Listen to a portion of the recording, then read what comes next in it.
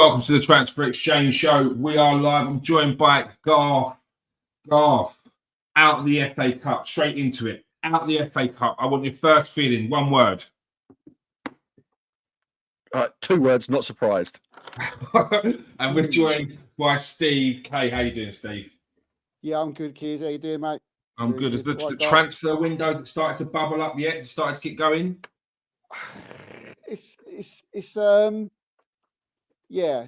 lighting the touch paper, isn't it?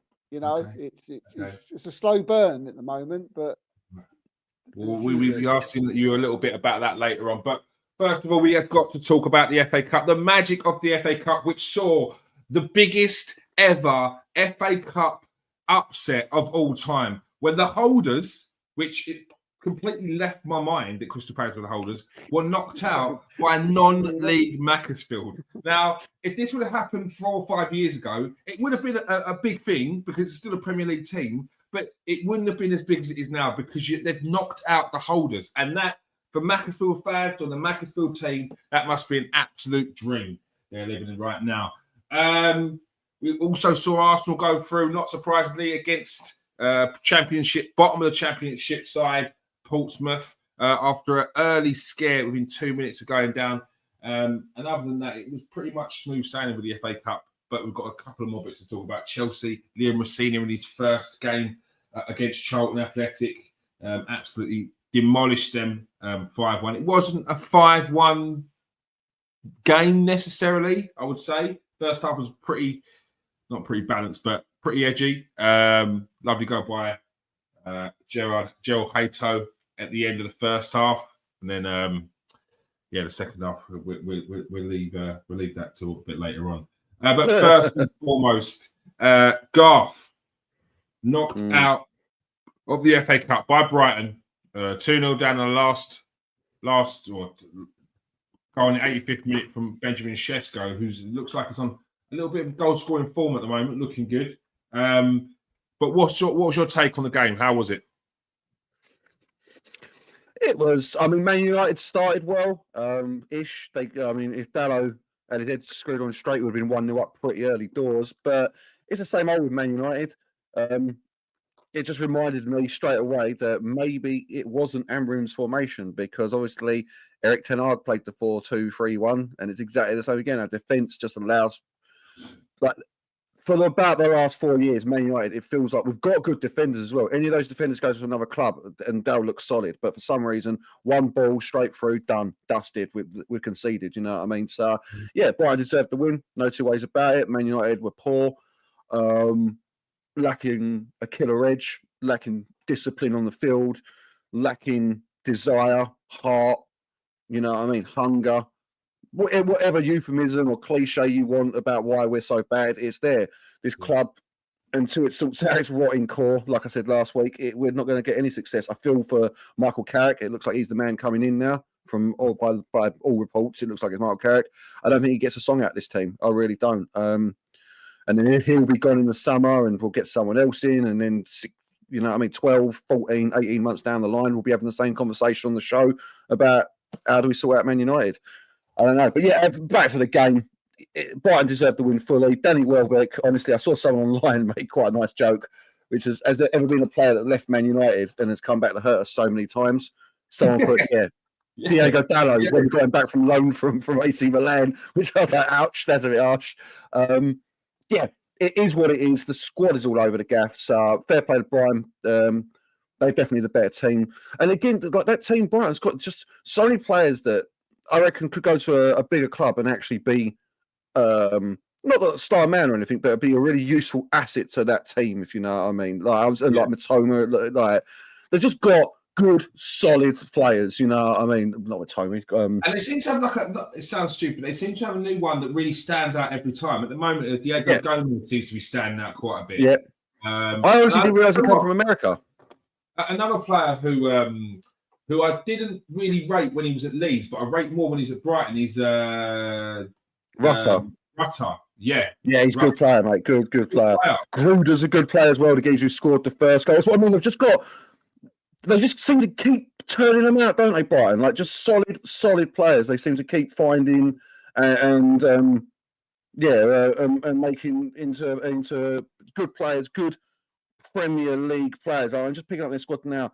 I forgot they got Pascal Gross back. That was actually suddenly when it started. I forgot they had him back in that team. You know what I mean? But Boss Cagley looks decent enough. I mean, Jason still is Jason, isn't it? Like I don't know how old he is, but like I used to buy him on Champ back in the day. He was a solid. That's not the goalkeeper. Yeah, that is Jason. Yeah. That's what I thought when I saw him. I was like, it's Jason still, Jesus. 35. Josh Hinchelwood, I think, can be a solid player for someone. Still needs to work a little bit on his decision making, but a solid player for someone. And then you look at this other thing. Let's get someone was saying. This wasn't even Brighton's strongest squad. Like you look at their subs bench, they had Van Heck on the bench, or either Brujan was on the bench, Mitoma was on the bench, Lewis Dunk was on the bench. So it just shows that that's how bad Man United are at the moment. It really is. Again, taking nothing away from Brighton, fully deserved the win, solid performance, and if Danny Welbeck doesn't get to go to the World Cup, I think it's outrageous, to be quite honest with you at this point. Unless his form absolutely nosedives by the end of the season, I think he's at the moment third choice for me, behind, weirdly, and everyone knows how bad I think he is, Dominic Calvert-Lewin. I was thinking that the other day, when he's in goal scoring form, he's got that level of confidence. Sometimes you've got to take a risk on that. If he's injury free and he's in goal scoring form, he's a smart in the box as well, good in the air. He's slightly different to you. Welbeck's a very similar player to Kane, like nowhere near Kane's level, obviously, but a traditional 9. You know what I mean? Is what I'm trying to say there. Whereas Calvert-Lewin just brings something a little different. Plus, you can play him out wide as well. So at this point in time, they'd be my 3. I know that's not the question that was asked, but Kane, Calvert-Lewin, and Welbeck is a good take. But solid from Brighton. Fair play to him, and hopefully they get a good draw in the next round. Well, the question that everyone is going to be asking is, you sat Tamarin. Liverpool, in the next round, Liverpool or Barnsley in the next round. Oh, Liverpool playing Barnsley now. Does it, Steve? I didn't even realise. Good draw. We'll go for the draw after this. Liverpool up, by the way. Yeah, 1-0 up. The question that everyone will be asking, Garth, is Ruben Amorim's got the sack. How much difference is that really going to make? How much difference do you actually see that making from now to the end of the season? None. That's what in fact, I think we're going to be worse. Like we've spent 14 months working this team into the 3-4-2-1 that Amorim plays, and now we're back to a back 4. We've got a lopsided squad where we've got like 5 what you'd call first team centre backs with only 2 positions now. You know, we don't have fullbacks. Well, we do, I suppose, but Dorgu is more of a wing back than he is, and Dallo is just Dallo. You know what I'm saying? So we've got 4 number 10s. Hello, guess the quiz. We've got 4 number 10s, lack of wingers, you know, like 1 striker. So, listen, Carrick, I feel for him. Hopefully we get a new manager bounce, because obviously we've got a couple of tough games coming. We've got you boys and City the next 2 games, I'm pretty sure it is. Yeah. So I know you boys, the players won't really need much motivation to get up for, but it's how they set up. Please care. That means that would suggest that they've got heart and desire in their chest, and they ain't got none of that, mate. So, they get out of bed for a paycheck. And listen, I've got no problem with that. You know, I mean, it is a job at the end of the day. But don't act, not you. I don't want the players acting like they care. They don't give a damn. You know, I mean, all of the lip service I hear after the game. Oh, we're so sorry. This isn't good enough. Yeah, I've heard it for 8 years now, 10 years. You know, I came in our group, was like, mate, you sound down. Make sure the wife hides the pills and stuff. Yeah, like, I'm just jaded. I'm just jaded with this squad. I'm jaded with this team. I'm jaded with Manchester United, the institution. Like, they'll always be my football team. I'll never stop supporting them. But more and more, I'm finding excuses not to watch Manchester United. You know, I've got other things to do in my life at the end of the day. And people are like, oh, that's because they're not winning. It's like, that ain't because they're not winning. I've seen this, but like, I've been doing it for 10 years. I've been like this. It's literally that I see no reason to feel hopeful with this football team at the moment. So yeah, until the rotting core is taken out of this club, and that's the Glazers, and until Ineos sort their lives out and do something properly to get this club working, what's the point? I'll just turn on, hope for the best. You know what I mean? Expect the worst. Oh, Steve. Do you think Man United are right in bringing Michael Carrick in? Do you think he's the right person to get him through to the end of the season? I mean, time will tell, mate, whether he's the right person or not. But I mean, I just don't see what he's going to. I mean, I hope for like people, fans like Garth's sake, that he is the guy. But how many times have we been down this road before? I mean, Yeah. is he? How long is he here for? You know, what's he here? Is he here for six months? Is he? See how he does. The end of the season. Because he was a manager at Who knows? Middlesbrough. So is this a Yeah, case of I if he mean, does well, they're going to offer him the contract? I really don't know. I mean, you can't go by what anything Ineos says anymore, or what the owners say anymore, or the people like Jason Wilcox and Barada says anymore, because they basically lie, don't they? You know, and yeah, I mean, look, time will tell. I mean, I still don't see why, why they got rid of Amarin. Well, I do know why they got rid of him. It's obviously because he fell out with the board, and and they didn't like it, so they sacked him. But for me, they all should have a pair of balls, because they should have at least let him stay until the end of the season. I mean, surely that would have been the best thing for Manchester United. But it seems that they was more worried about their egos than the club. Because if they was just to sit in an office and just get this sorted out and have a word with Amarin, and let bygones be bygones and see what happens at the end of the season, then that shows you care about the club. Getting rid of him and bringing in Carrick, that show that if there's anything Manchester United wants to look at, and think they don't give a shit, this is it.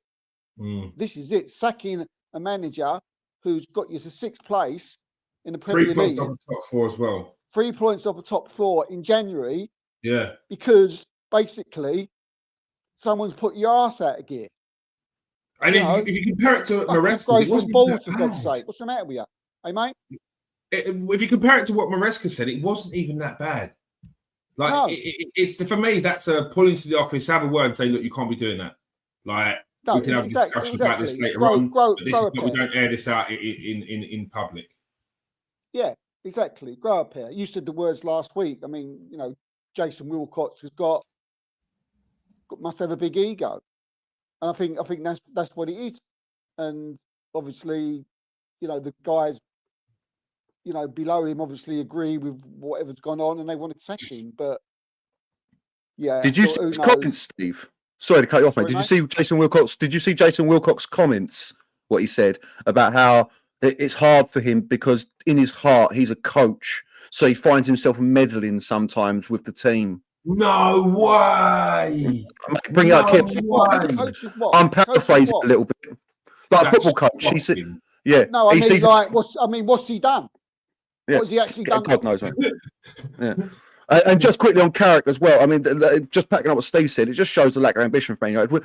Look, I love Carrick, he's a Man United legend, but we're talking about a geezer that had one good year at Middlesbrough and then got sacked 2 years later because he couldn't get him out of mid-table in the Championship.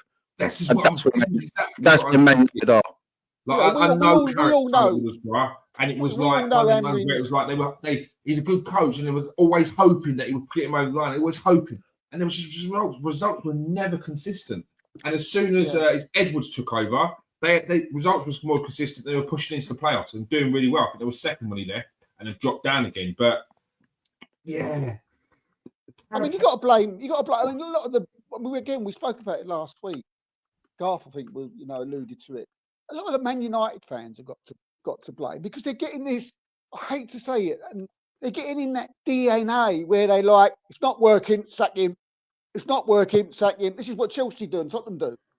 You're not working, sack him, and eventually you'll get this DNA where this grinds down to the club from the top. It goes down to your managers, it sinks through to your players, and then it sinks through to your fans, and all of a sudden the pressure's on when you're not doing well, and you're sacking and you're sacking and you're sacking and you're sacking. This doesn't help the players. This don't help them perform. It don't help any sustainability. It doesn't help you grow in the league. It doesn't do nothing. And Man United are in danger of doing that. But with Mamin this year, we was like, yeah, he's getting better. We can see. And I think everybody could see that. People who could, I would say people like us who think we know a little bit, can see that. Stick with him. You don't sack him in January. And I don't care if you have had a falling out, but it does seem that I've seen a lot of United fans speak, and it's just, it wasn't working. He was doing this. He was doing that. He should have gone anyway. And no, the thing I can't take. He alluded to it last week. He said, he was seeing slight improvements. Slight. Do you know what I mean? And when you finished 16th last year, whatever it was, and you're starting to see improvements, believe me, we've been there, kids. You take that. Yeah. You take 100%. those improvements. 100%. And you stick with it and you get behind them. Okay, there was a lot of Arsenal fans who were like, he get him out, he's useless and this and that. But we was right then, and we were right. We're right now. Look, this type of model won't work. Yeah, well, I was going back and forth with a Man United fan last week after it happened, and they kept on saying about Amorim's got like a 37% win rate in his first full season, and I was going back and forth. I was like, so you mean in the first half of the season, because he got sacked halfway through? Yeah, and he was saying that, well, Arteta's was a 47% win rate. I was like, yeah, but that's till the end of the season. Arsenal in the first half of the season, in that second season, won 3 games up until the 19th of December, and drawn 2. It was miserable. I am telling you, it was miserable. It was a tough time. But it was after Christmas. They went to Dubai. They came back, and that second half of the season was completely different. Man United were ahead of Arsenal in their progression from where 100%. In their second season. They were already ahead. In Arsenal's second season, they came 8th. Man United was sitting 6th. Was that close to that? Who was that season under? What? This was the Arsenal's. It was Was it Ollie? Man United was second. Yeah. That was we finished second. Obviously, Mourinho finished second as well. Ollie was all right, but listen, and I've got to take some blame as well, because at the end of Mourinho, at the end of Ollie, I was like, it's time. We need better. You know what I mean? I was still in that mindset. Obviously, with Ten Hag, I was sitting. I was like, no, we've just got to stick with until it got to the right at the end, where clearly it was untenable. Yeah. And I was like, all right, well, he's got to go. You know what I mean? But I've got a real worry that, and I take the mick out of fans of clubs who do this. And we've got a Man United fan base now. Just to piggyback on what you were saying, Steve, about the Man United fans wanting to sack managers. I'm hearing a lot of, it ain't the Man United way, and I hate it when fan bases do that. Oh yeah, mate. David Moyes about West Ham with that. Tottenham and West Ham about the way, the so-and-so way. Yeah. Who can even remember that? Yeah, exactly. What are you talking about? Yeah, I mean, listen, we'll see. Well, Man United fans, I mean, that's the other thing. A lot of these Man United fans, I mean, the last time we won the league was, 13 years ago? So I'm sure a lot of them haven't even seen Man United win the league, or a big trophy, like one of the big two, the league or the Champions League. We haven't won the Champions League in nearly 20 years now. So, I'm so jaded. This is what I mean. Like, I'm seeing people in groups I'm in being like, oh, well, do you know what? This is what someone said to me yesterday. And I was like, do you know, I ain't talking to you no more. But I didn't even respond. It's like, at least I had fun yesterday. I'd rather watch us play for the win and lose than be bored and sneak a win. And I was just like, do you know what? I got no time for that. I got no time for this conversation with anyone. I got no time for that. It's mental to me. Do you know what that sounds like? That sounds like a Tottenham regular fan, basis. Go and watch Tottenham. Because that's Tottenham's way of thinking. Oh, we want to play good. We don't care if we lose 4-3, as long as we've got there and been entertained.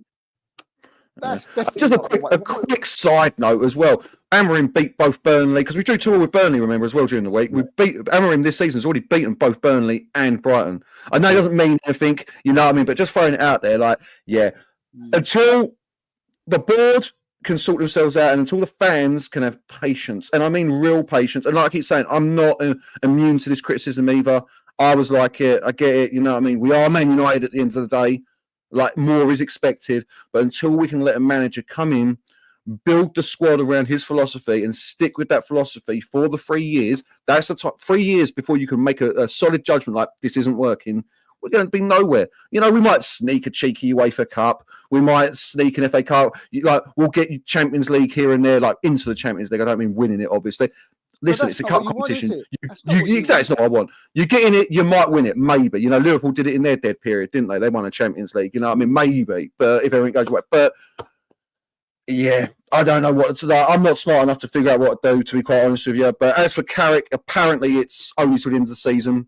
And that is it. He's not going to get contracts at the end of it. Man United are looking at permanent options that are coming in. But again, who knows? Like Steve said, Ineos don't know what they're saying half the time. So if Carrick does a Solskjaer, you know, he wins his first 9 games, like gets us back up into the Champions League, of course he'll get the contract. Of course he will. And it'll be a mistake. It'll be an absolute mistake. It's so hard. We spoke about it again last week. You know, you look at who's out there. Do you know what I mean? And it's Alonso's just come available. Yeah, well, that's what the fans all of a sudden they're like, oh, Xabi Alonso. Like, oh my God. He ain't helping, you know. No. I mean, you need someone who's managed. Firstly, you need someone who's managed in. Again, this is only a personal thing. It's only an opinion. Personally, I think you need someone who's managed in the Premier League, who's used to the teams that you play, the way that they play. Someone who's got an eye on what's going on. I mean, I did have a. I mean, you look at who will be available at the end of the season, and again, it's not. Again, I'm going to say a name, but I know it's not ideal. But I'm just thinking to myself, who else is there? And that's Pochettino. I know he ain't everybody's cup of. But he ain't everybody's cup of tea. But he's no, Poch. I'm not saying he'd work because we've tried everyone now. No. We've tried. But he needs time. He needs time. That's it. He needs time. We've tried the trophy-laden managers. We've tried the new up-and-coming ones. We've tried the best in Europe at that point in the lesser leagues. I don't know. I mean, a lot of Man United fans are talking about. If you talk to Man United fans, I'm hearing Unai Emery. I ain't feeling it. I'm hearing Eddie Howe. I ain't feeling it. I'm hearing Oliver Glasner. I ain't feeling it. You know, I mean, and plus, I feel for any manager that comes into this now because it's a poison chalice. It's unless you get lucky or you're that great of a manager, you are so spectacular that you can turn us around, turn this absolute old hulking battleship around in one season. You ain't going to get the time. And Poch, exactly what Keir was just alluding to there, Steve, as much as I'd love him, that is a 3-year project before you're seeing any kind of... And that's because where my mind is, because that's what I feel personally that I feel Manchester United need, that you need Premiership proven manager, someone who knows the Premier League, someone who would take a 3-year contract, leave him alone. I think, Poch, put him in. But again, you know, will we, you know, it's like when, who was it? It was Tuchel and someone else. I don't know what it is. They didn't want the Man United job because there's they not didn't enough, want to run. They didn't want to. Not enough control. Yeah. Ain't got enough control. That's why the other name I'd like, but this is like he'd have to leave his job at the end of the World Cup. But this is again, same as Poch, a 3-year project before you can even start discussing how he's doing. Is Nagelsmann, but that is a proper. He needs time. Same as Poch. Proper manager. Yeah. So realistically, if I want someone coming in now who's just going to steady the ship, and I can't, like, you know where I'm going with this, it's Sir Gareth Southgate. Like that's it. That's the manager that comes in for me now. And steadies the ship for a year and a half. You know what I mean? Gets in a team that can compete for your Europa League and top 4 positions. Excuse me. Compete for the Europa League and top 4 positions, and knows that he's the short-term option until Man United can do a real super deep dive into the managers around who maybe can come in and take over. But yeah, anyone who comes in ain't getting the time they need, pure and simple. You know what I mean? And if they speak out against the board because Jason Wilcox is getting involved with training and telling you what formation to play and telling you what players you can sign, then you know that's what Tuchel didn't want the job. What manager is going to stand for that? That's ridiculous. I just looked up Jason Wilcox's CV. He was an under-18s manager at Man City, head of academy at Manchester City, and then he was director of football at Southampton. So. Yeah, he knows how to coach, but he wasn't a coach at a professional team. He was a coach. And I'll tell you the sort of managers that will take that, Steve. I'll tell you the ones that will take it: Ole Gunnar Solskjaer, Michael Carrick, Darren Fletcher, yes men, and these are legends in my eyes. All three of them are Man United legends. I don't want to speak ill of them, but you saw Ollie. Ollie was twerking for that job. Like he was like, I don't need the money. I don't need the control. I don't need this. I don't need that. Bruv, have some shame. Have some shame. This brother. Listen, I'm a 40-year-old man, so I shouldn't be calling other than my hero. But I remember '99 like it was yesterday. You know what I mean? I got an alarm clock that wakes me up with "It's Sheringham and Solskjaer has won it," like literally. So yeah, but bro, that guy's like, mate, I'm surprised you weren't outside Old Trafford with a sign that literally will manage for food. You know what I mean? Doing a Peter Odin-Wenge. Rolls up in his car. He's like, they give him the job to Michael Carrick. He's like, they're crying again. You know what I mean? Like now I'm hearing that. Anyway, like the rumor was that who was it? Just said Wayne Rooney's like, I'll come and help Derek. I'll come and help Michael. Behave yourself, Rooney. Like boys. It's not. Well, that's what it is, isn't it? But yeah. But listen, this isn't a Man United pity party again. There's a lot of you said that half hour, 4 minute topic. So, but just one other thing, I mean, I've seen a lot of just to going away from the manager situation. I mean, I want to ask Garth because I know he watches them every week, sort of like, from a analyzes it perfectly, and I pick up every now and then, and I've seen a lot, especially today, and today. How much Benjamin Sesko's getting absolutely ripped to pieces. Now, I've only seen the odd game here and there. He looks like to me he's improving. He is, mate. I like the way I watch his movement. I watch the way sometimes he runs into a space and he gets that little header off. He scored a few goals. He's lays the ball off well. Yeah, he makes the odd mistake, but who don't at Man United at the moment?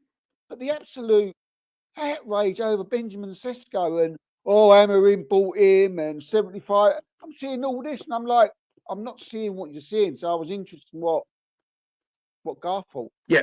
Hey, listen, I like him. I think he's everything you want in a striker. To be quite honest with you, I think the Man United fans, it just shows the lack of patience again. When he joined, he's getting used to the new league. The style, the system doesn't suit him. He was just getting to form. He'd score. I think he got an assist and then scored in 2 games. So in 3 games, he got a goal contribution. Then he got injured, and it's taken him a while to get back to fitness again. And now he's back. And last 2 games, he scored 3 goals. Listen, I don't see a flaw in his game. But man, listen, he ain't scoring 15 goals in 12 games, is he? So he's shit. He ain't no good. We scored a lovely brace against Burnley. I don't know what was his goal like against Brighton. Yeah, it's another good. It's a good striker. I'll tell you what, though, Garth. I'll tell you what. When I was watching the game yesterday, I mean, how bad was Cunha? I'll tell you what. I know he. I will credit for that. I don't know what Garth thought of him when they bought him, but what I mean, that was. Yeah. Listen, I'll keep saying this now. I'll keep saying this. Don't buy Wolves players just because they played well at Wolves. That is big fish, small pond situation. Yeah, there's the big fish, small pond situation. They look really good there because they aren't beholden to a system. And if you're really good, like Cunha was at Wolves, you're allowed to get away with what you want. Cunha has 5 shots a game that go nowhere, loses the ball 3 times. You know what? He's Alexis Sanchez without the one bit where he scores every game. You remember that? Like, so there you go. You know, But people know I think of Cunha, and this just proves what all football fans are like now, because obviously no one wants to dig him out because everyone wanted him. I was told he's the best technical footballer in the Premier League by people. So, I guess he's talking about Liverpool, not Palace, because Palace have lost. Guess the quiz. I guess he was taking the mick. Might be a Brighton fan in there. All right, we'll move away from Garth's misery, which is Man United at the moment. We'll move on to Arsenal. Steve, a little bit of a scare, 2 minutes, 3 minutes in against Portsmouth. I don't think anyone felt like it was going to stay that way for long, and it really didn't. But a few good performances that we got to see the other day, and I thought I was quite impressed with Ethan Nwaneri. Moreno, what was your take on the game? Yeah, it was. I enjoyed it. It was a good game. I mean, even when Portsmouth scored, I was like, there was no panic there at all. No. It was. I think in one of the groups, I think I just thought, "Oops," and laughed because it was that was just how I felt. Yeah. And I ain't felt like it from a long while, to be honest with you. What, for a team to score past you think, don't worry, we'll score in a minute? Yeah. The last time I felt like that was like invincible. We used to be free. I remember we was 3-0 down at half time once. And that was like having a beer in the foyer, thinking, yeah, we're going to pull this round the second half. and we were anyway. We did. But it was enjoyable, and there was some good performances. Ethan Nwaneri, he looked like. Yeah, look, I mean, it was Portsmouth, and he probably had a little bit more space than what he would normally get, in a Premier League or a Champions League game. But we've seen him do that before. Yeah, we've seen him do it. I've had people call it out, about it's only Portsmouth, but he's done it in Champions League and Premier League, people. So, I just wanted to make that point. And yeah, he did well. Martinelli, obviously, standout player. You should have been playing. You should have been banned for life. For life. I see Garth put that in the group, and I made that straight away. straight away, I was on Google. I was like, "Would he have got banned anyway if he got a red?" Banned, yeah. And I went, "Yeah, Garth obviously spot on." So I got to come back to that. Shouting, Nearly pushing off the pitch, nearly pushing off the pitch. And I was like, but it was good, mate. People are losing their minds over it. It's not even a joke about Conor Bradley. It was a joke at the expense of Martinelli. It's football banter, people. Just relax. But but Norgard was good. Prosecution service having a look here, though. You know what I mean? I'm hanging, mate. Apparently, mate. I've heard they've opened an investigation. They've got detectives on it, mate. They're scouring that footage. I'm just saying, mate. He might be prison FC before the season's out. That's all I'm saying, mate. You know what I mean? But yeah, he did well. It was good hat-trick, actually, weren't it? It was lovely couple of headers. It wasn't like two lovely headers, weren't it? Really good. Headers, and we played, and we did well. I don't know what that penalty was about, Magic. Don't take no more penalties, will you? Do you know what? I thought to myself, I didn't feel confident he was stepping up either. No, he did get 2 assists, so at least he got the 2 assists. I'm not knocking his performance. Up and down, but I enjoyed his performance. I like Madueke. Yeah. Wingers with wingers, especially wingers like Madueke, they take so many risks. They're going to lose the ball here and there. But you've got to take the rough with the smooth with them. They're entertaining. You just got to know where he's going to put that ball. And by now, strikers should know where he's going to put that ball. Sorry, Steve, carry on. Yeah. So I mean, taken away from Martinelli, I was, absolutely sort of lauding right from early on Mikel Mourinho's performance. Outstanding. Really outstanding. Good. So underrated. Me always picking the sort of the underdoggy type person, and not making man of the match. The person who scored the 3 goals. That's me. I would have put Mikel Mourinho as man of the match because I thought he was absolutely excellent in that 6. I was quite wondering how he did, but he was excellent. And Eze was a bit quiet again. We'll talk about that in a sec. It probably was a game where he could have sort of, not made a name for himself, but he could have showed a bit. He didn't. Jesus was all right. He was okay. I think he made a good pass for the penalty. He grew into it, I felt. Yeah, he was okay. He did okay. But it was an all right performance. I thought we looked really good when Odegaard and Havertz come on, and then that's when we started playing our best football. Odegaard looks back to his best. Yeah, I know that was against Portsmouth, but he's been doing it for the last 4 or 5 games now. Odegaard, he looks a bit like the 2022-2023 Odegaard. Just needs to get those goals. Just needs to get a few more goals would be nice. Yeah. And Kai Havertz, so glad. Yeah, he's a baller, isn't he? Mate, is he a baller or what? I love that. Honestly, there's still people out there that don't like him. There's still Arsenal fans out there who do not like Kai Havertz. and it absolutely baffles me. I think when he comes back in the team, they will change their views on that. Sorry. To a football fans care as if they don't like him, now they're going to like him. You know. I've seen one. Especially takes Gokras his place as well in all of the pods we've hung their hat on Gokras. That's what they're not going to like. Yeah. The harsh reality that Gyökeres was probably always brought in as an understudy to Kai Havertz. And what this did is we going to be say? reality now. What did we say on the transfer shows when it was on? You know, we was talking about the strikers. You know, I mean, I know I kept bringing up the fact that this, you know, don't think that Havertz is sitting on any bench. Arteta would get him into that team, hook by crook, somewhere or other. So either Gyökeres or Sesko was going to be sitting on benches and doing things like that, because that was like, that's why I was so sure that maybe Arteta may change their way of playing, but he obviously isn't. So my first thought was obviously right, fact that, do you know what I mean? Gyökeres has just been brought in as a join in with the others and bring something different, and that's what he is. And Arsenal fans have got to accept that. That's what he is. He's been bought. Whether you can say that, look, well, you've paid a lot of money for someone who's going to just bring something different. That's what Arteta does. He pays a lot of money, and we'll probably talk about something else when we get to the transfer bit, and it's a similar situation with him. But yeah, Havertz, come on. I mean, it just looks. I just can't wait till he gets back in the side. I mean, it'll be brilliant.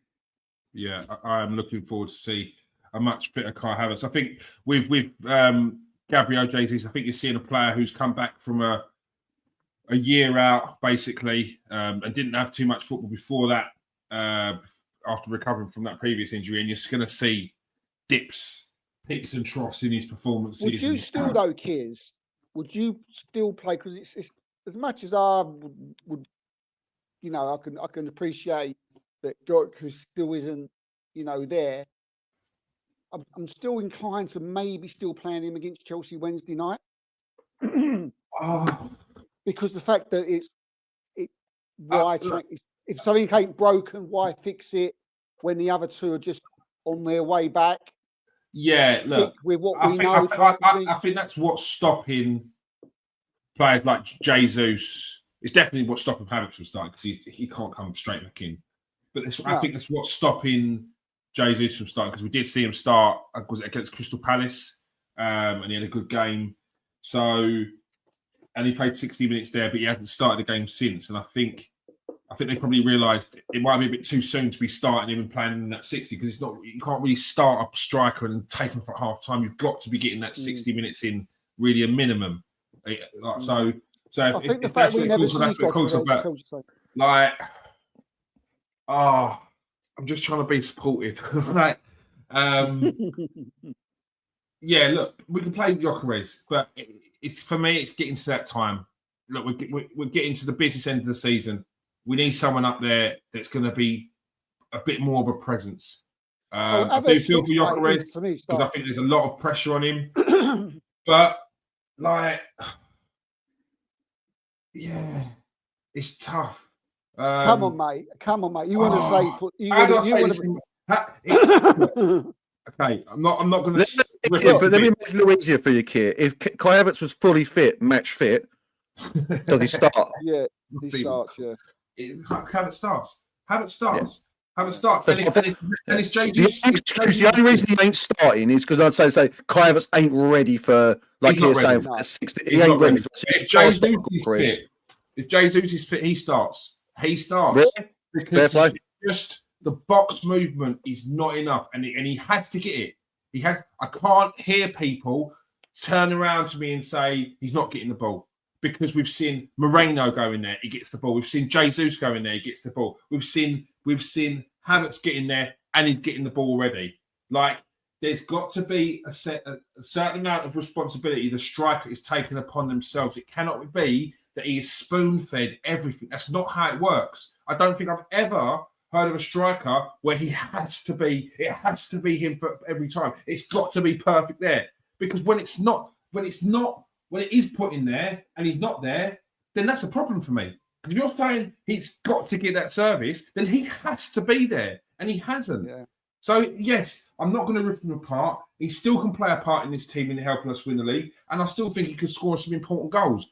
But if you're telling me that he's not receiving the ball, then look, you've got to understand that football works both ways. We've heard stories from Thierry Henry turn around and say Freddie Ljungberg didn't give him the ball. What did Arsene Wenger said? Are you running into positions where Freddie Ljungberg can find you? Because what Perez can do, Freddie can't do. So you've got to move into a position where Freddie can find you. And this is the same here. You've got to be used to who's coming on. Noni. I know that Noni's going to pass that ball to the penalty spot on the edge of the area every time. I know that Saka's going to drill it across the box every time. Rice will do the same. Trossard finds me, but how much have I scored from Trossard putting the ball to my feet? So we've got to see more end product from him from both sides. I've got to see more intelligent movement in the box. I as a football player, know that if I'm going to draw into the defender, I've got to pull away at some point. I can't just hang on to the defender. People keep showing me still shots of Odegaard should have passed there or Sancho should have passed there. When you look at the run, he's just running towards Van Dijk. He's made it very easy. He hasn't moved away from him at all. It's all very one-dimensional, and he's got to learn. And hopefully in training, they're pulling that apart. Because in front of goal, I'm sure he can finish. We know he can hit it hard, and we know he can find the net. But he's got to be more intelligent with his moving. This is the Premier League now. This is the Premier League. You're getting away with it, yeah. Can I just? It's not just his movement either. And I think I touched on this a couple of weeks ago, you boys. His possession retention stats are horrific. But he's not doing that anymore, Garth, which is even more worrying. He's not even moving into positions to hold up the ball anymore. Even if he was, of 33 strikers in the Premier League that have played more than 500 minutes, he ranks 33rd for possession retention. He's lost the ball nearly half. I think it's like 47.5% of the time he receives the ball, he loses it. So it's nearly. That's why he's not making them run anymore. That's why he's not dropping in anymore. So he ain't making the movement. And even when he does make the movement, there's a 50% chance he's losing that football. Is it surprising that the players are learning that on your team and being like, do you know what? Like Arteta plays a very possession-based game. Are they thinking, what's the point? You know, he gets in the box. It's an exactly. Yeah, you know what I mean. So, you know what? Having watched him more, actually looking at, I mean, I never thought, like I said, I had from day one, I was like, he ain't a Premiership striker. He just isn't a Premier League striker. I think you sell him next year, the year after. I don't think he survives unless he dramatically improves not just goal scoring, but his overall general play as a striker, as Keir's saying. When with Havertz and Jesus both coming back, if they can stay fit, the minutes are gone, and you've got a depreciating asset at 28 next year. Knowing how football works now, I personally wouldn't be stunned for Arsenal to be like, do you know, let's cut our losses, like, because someone will still give you 45, 50 mil for him. You know what I mean? I think someone will still give him money because they will think that he couldn't fit into the Arsenal system. Right now, you've got an air of mystery. I'm not saying he won't score goals. I'm not saying he can't score goals. But in the Arsenal system, he needs to adapt. We can. Can you change your team that much to say that this guy is going to get you 20 plus goals if you change your system to revolve around him? I don't think he's been bought for that, though, Kears. I don't think he's been bought. I agree with what Garth and both of you are saying regarding ball retention and he's got to improve and everything that. I don't think Arteta's bought him to score 20 goals.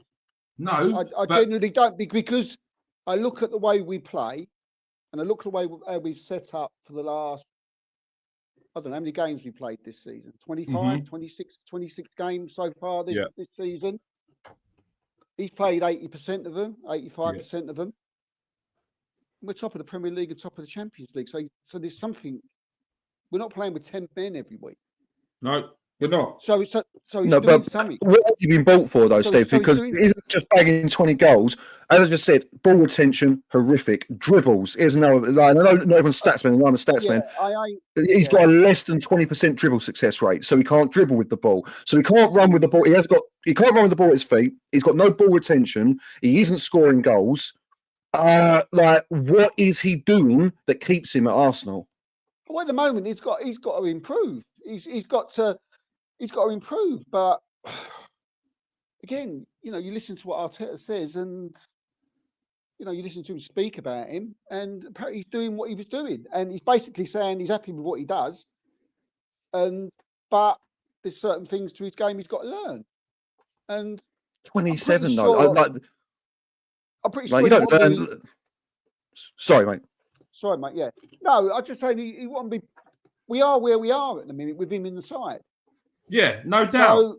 So he's doing something. He's not like, we can't say he's been an absolute failure in every game he's been useless, because that's not I didn't true. say that. So I didn't say that. No, I know you're not. I know you haven't. But if you take away the fact that something that I believe anyway, that he's not there to literally go and smash goals in, because we've always said on this show, I've always said on this show, that Arsenal don't need a 30 goal a season goal scorer because of the way we play and because of everyone else is looking to score.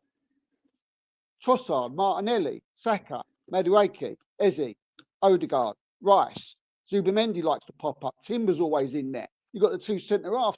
You've got nearly the whole team that probably, when they run out that tunnel at the start of every game, thinks, I might get one today. So that in itself must tell you that's difficult for Gorikis to get 30, isn't it? Do you know what I mean? Or get 20. So I thought you brought him in because you needed a number 9 for those games where it's super tight, it's 1-1, and you needed a striker, because Havertz isn't that. As good as Havertz is, and Jesus isn't this, where it's one chance, one goal. One chance, one goal. That's what Gorikis is. Yeah, I think that's it. I think that if he scores 10 goals like that, or 12 a season, and he does that, then I think that's what he is. I think every Arsenal fan should be happy with that. Is he doing something like that? One of them. You know what I mean? He's scored in games where you're winning. He hasn't. I haven't seen him win you a game yet, has he? Listen. You've got such a good squad that if he like, this is the thing. This is where Arteta earns his money. If you ain't cutting mustard, sorry, mate. You know what I mean? We gave you the chance. Like you said, Steve, he's played 8% of the games this season, and now he's got competition on his heels with Havertz and Jesus getting back to full fitness. So, you know what I mean? It's do or die for him. You know what I mean? Like, I don't think there's any shame for Arsenal, who have got a lot of your transfer decisions right over the last 5 years. In fact, let's say 95% of them have been correct. To be like, do you know what? This one didn't work. Let's cut our losses. Let's get as much money as back we can for them. Yeah, there's no shame in it. It's not a slight on Arteta or your transfer director, whoever it is now, whoever took over from Edu. There's no shame in it. You know what I mean? He had the numbers. It was well worth the punt for 65 mil. Well, in today's market, you know what I mean? Well worth the punt. It ain't working. Let's, you know what I mean? Let's get him over. Let's send him on the season-long loan to Italy. With what is he contributed up to yet? Because he must have, like I said, we're top of the Premier League. We've only lost one game the whole season. One game in 85, 90% games he's played. One game. So as Arteta's done an absolute masterclass in bringing him in to be part of a team. Although he's not scoring, he's contributed to that team winning every week. Of course he is. Losing one game. So Arteta could turn around to us and say, if you're saying you're to sell him, why the hell am I going to sell him? Yeah. Well, he's played 95% of the game, pulled off one game this season, and he's contributed to the team. I disagree with both of you lads. I disagree because you've already said it, Steve. Your goals coming from the rest of the team. Are you winning in spite of Gorikis? The stats don't lie. It shows that he isn't contributing on the pitch enough. It's not like he's got loads of assists. It's not like he's got loads of pre-assists. It's not like he's got big chances created. It's not like he's holding up the ball or anything so that your team can get up the field. I mean, when Arsenal fans say that like he ain't doing this, he ain't doing that, he can't do this, he can't do that, I'd say, I mean, listen, I'm not watching it like you boys, but from the outside looking in, you know, this is one of them ones where it's just, he isn't. I mean, just because you're winning doesn't mean that he's performing to a level that's acceptable. I think both things can be right. I think he's contributing, but not contributing in terms of, for what I see, to the levels that let's just say Mikel Arteta and Declan Rice are potentially hyping up because there's only one option at the moment.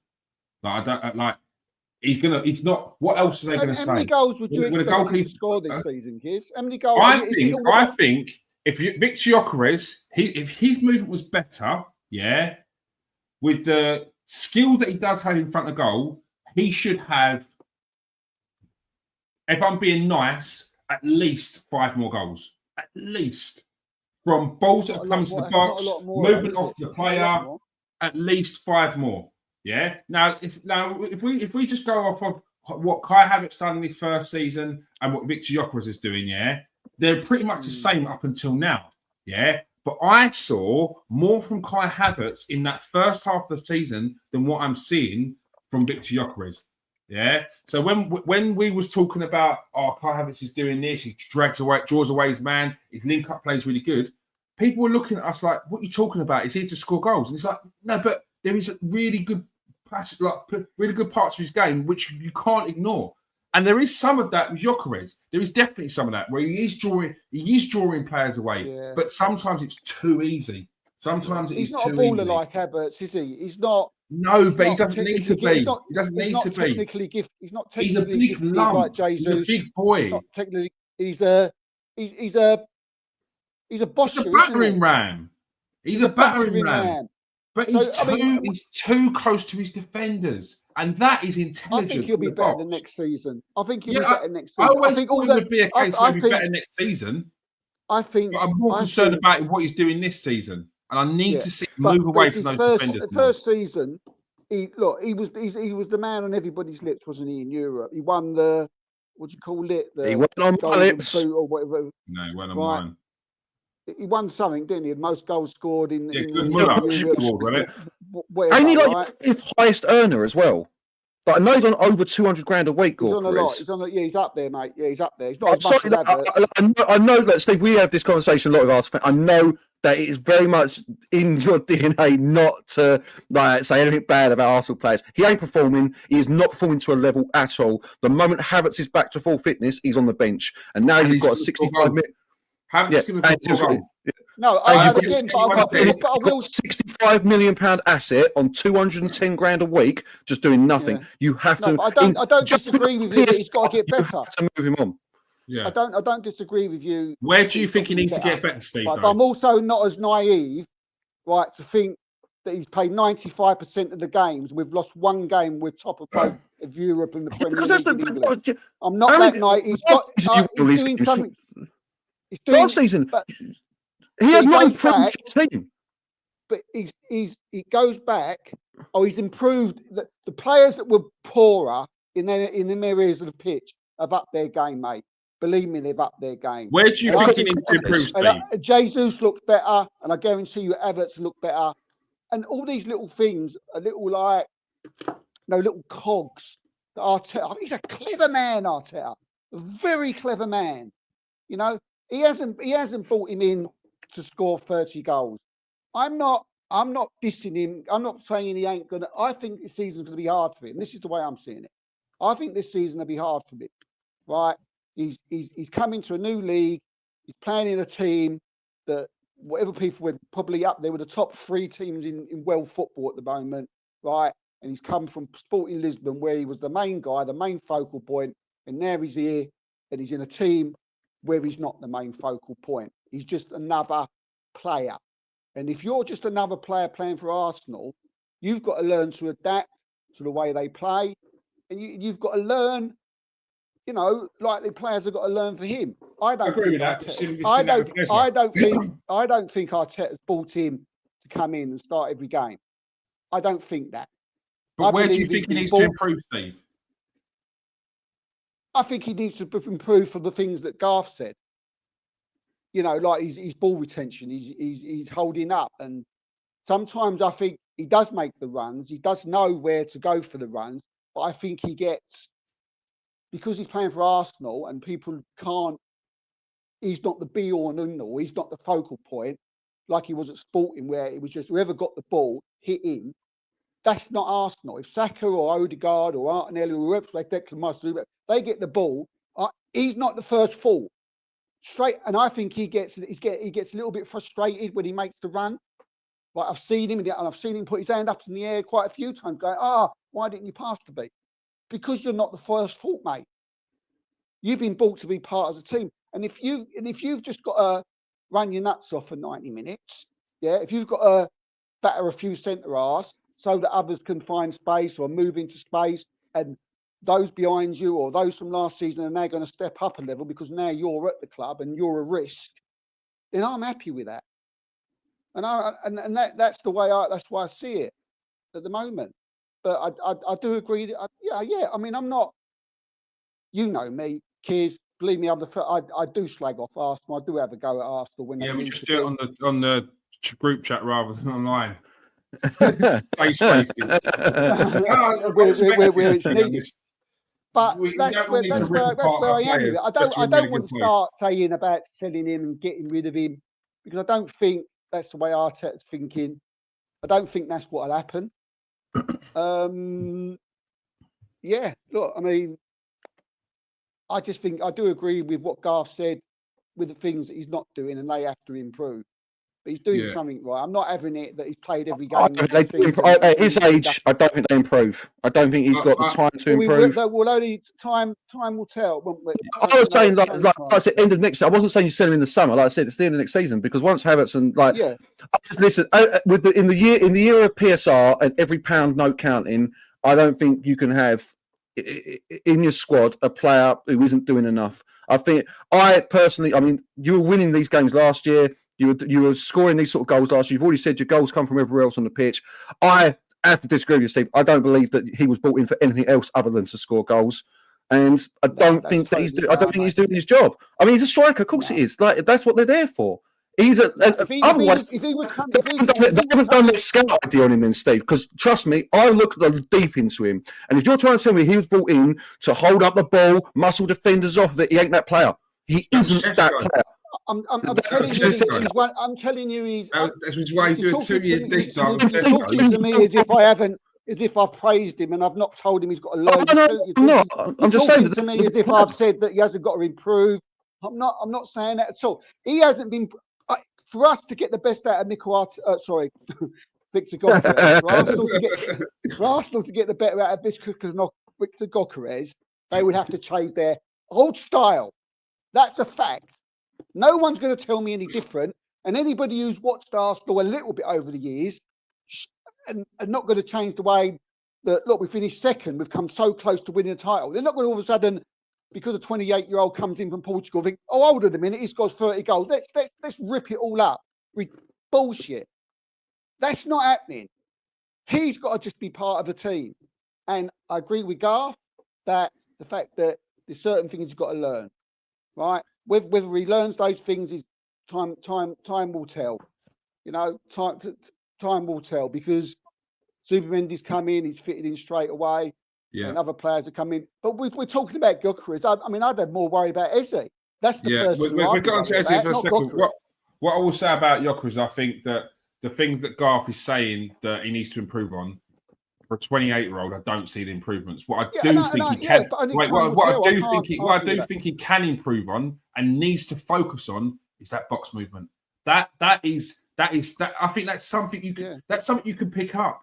Something you can say, Victor, you're doing. Look at this run you made here. You're moving there. You've just got to pull off him earlier. Be here for when if Saka's there. Be here. These are things that he can work on. Holding up the ball. That's a style of play. And he's 28. I just don't see him. Kids, don't you think? Because you can improve. No, I'm saying he must be doing. You can make improvements, but the level that we're talking about, the hold-up play that we're talking about. Arteta would have stuck Trossard up front. No, don't worry about that. He would have stuck Trossard up front and put Martin Elliott. If he didn't think he was capable of doing what he wanted him to do, he'd be out. Arteta ain't got no messing. He's got no friends at Arsenal. He ain't. He's ruthless. Which is why I agree with Garth. But I see next season, hopefully we see some improvement in Gyokeres, and I just don't see a long-term future for him after that. I think if there's an opportunity to cash him in maybe the end of the next season, I think they probably will. I hope he scores some important goals towards the end of the season, because I just want everyone in this team to do something. And I think he's already played his part. Look, it's harsh to say for Garth. I would say it's harsh to say he hasn't played as much a part because I know you didn't say that, but essentially, No, I'm not watching. I'm not watching him like you boys. I'm not watching him like you boys. And I go, obviously, I've got stats in front of me, and they're on paper. It's not what I'm not seeing 90 minutes of the man. You boys are. Yeah, he's had to go into a team where he wasn't meant to be the main man. It was meant to be Kai Havertz, and he was meant to be the understudy. And he's played his part in it. I just want to see a little bit more. And hopefully we see some important goals before the end of the season and next season we see some improvement. So, he's not written off. Yeah. But another player who we definitely need to talk about is Eberechi Eze. I know I said that Ethan Nwaneri played well and you said it was against Portsmouth. And my point was, well, to jump in there was Eze played in that same game and wasn't poor, but was underwhelming again. And I said that. For too long in the first half, he lets the game go by. And I know Crystal Palace fans warned us of this, but this is Portsmouth. Like, you've not played in 4 or 5 games. You've had mere minutes at the end of games recently. Yeah, this is a game where you just step up. You just do more. You just grab the game, want the ball, show for it, get shots off, and it's just I didn't see enough of it. I want to see more of it because you see what he can do against Tottenham. I keep talking about the fact that as soon as he got that goal, it was a different Eze. His chest came out. He was putting tackles, interceptions. He's moving around the whole pitch. He was just a presence. Why can I not see more of that? You're against Portsmouth, my man. Do it against Portsmouth and say, look, I want my shirt back. I can play in different positions. I can come off the left when Trossard is not about. Like, I just want more from him because he's a good player. And when he can produce those moments, like, they're quality. We saw it against City. We saw it against Newcastle. We've seen it against Tottenham. They're not scrubs, these teams, or Tottenham, yeah. But we've seen it against the other teams. But, yeah. Steve, thoughts on Eze? Yeah. I mean, he's, again... you've said it all there. Do you know what I mean? He's not performed to how we thought he performed. I think. I mean, I'm just going to try and look at it why he hasn't performed first of all, because you sort of, harped on why he has in certain games. But I just think, again, I mean, is he someone who's finding it difficult? Is it someone who feels that maybe no matter what he does, he's not going to start anyway? He can't get into that. No, I know, but sometimes you get that. So look, when we've not had a squad this big before, so we're not really been used to this. Yeah. Do you know what I mean? So are you going to get the odd player who comes in and thinks, okay, 90% of them are just happy to be there and happy to win titles, but you will maybe get the odd 1 or 2 that are like, look, no matter what I'm going to do, no matter how well I play, I'm still not going to be looked upon as the main guy, am I? And is there a little bit of that in Eze? Because when he's on the pitch, it does seem a little bit that. Seems like to me he's not trying hard enough. Seems like he's not putting in enough effort. I see the little touches, I see the little turns, but when I see the others sort of like putting in 100%, he sort of always seems to be at 70, 80%, and that's frustrating. I'm not used to seeing that from Arsenal players. I'm used to everybody giving their all, and he gives it, and he shows a little bit of that. Look, the way Odegaard stepped up, he obviously is going to find it very difficult to get into that position because Odegaard, on the form he's on, he's not going to be replacing him. And I think Arteta probably had ideas of bringing him and opening him eventually to be that left-sided player, which we spoke about at the end of the when the summer window was on. But I think with Trossard, the way he stepped up, maybe he got a little bit wind of that because Trossard this season's doing the best I've ever seen him. He's incredible. He's just he's the left-sided player and he starts. So maybe Eze is bleeding a little bit down, but he can't be like that. He can't do that. He needs to pick himself up. He needs to be ready. And these games against Portsmouth in the cup, these are the times he's got to show and show us that he's ready. And the weekend he never, like you said. You know, even then where he came in, they were sort of floating around, sort of alternating in the same position, the pair of them.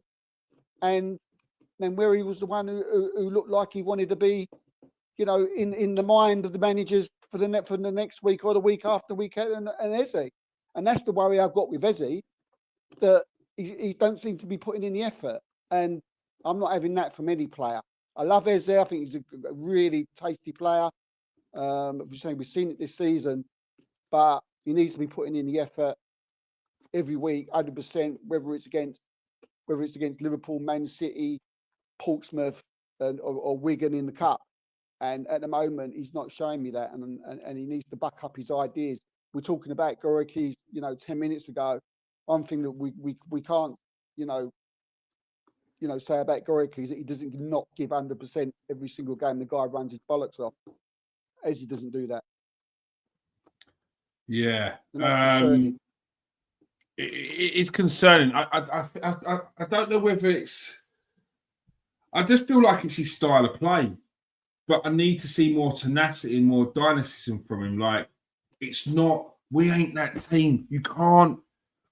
I feel like at Crystal Palace, you can get away with that in a couple of games. You do that. You do that. Arsenal, you're on the bench, and it happened. That's what happened to him. There's a couple of games he's really good, and a couple of games he let it pass him by. And next thing you know, he was on the bench, and he was doing what Ødegaard was doing, which was coming as a sub for the last 20 minutes. And now you're not even coming as a sub for the last 20 minutes.